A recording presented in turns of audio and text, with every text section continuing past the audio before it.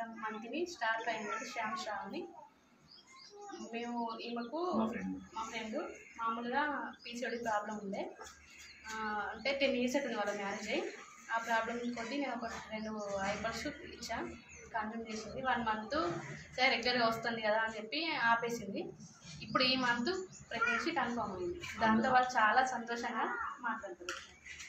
నా పేరు సింధుగా.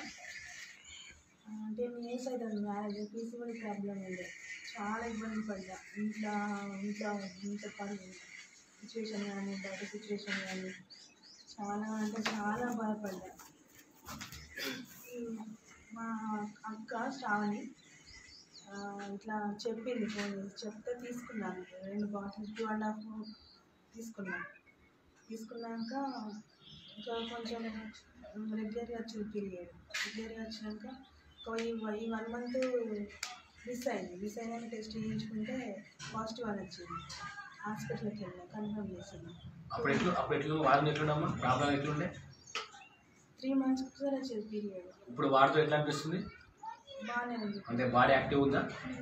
ఇట్లా గైనిక్ ప్రాబ్లమ్స్ మొత్తం సాల్వ్ అయిపోయినాయి కదా, ఇప్పుడు కన్ఫర్మ్ అయింది. మీరేం పెడుతున్నారు? సింధుజ. ఒక 9 years నుంచి మ్యారేజ్ అయ్యి ప్రెగ్నెన్సీ కన్ఫర్మ్ కావడం వల్ల మనకు ఇండస్ ఐపర్స్ వాడడం వల్ల కన్ఫర్మ్ అయింది.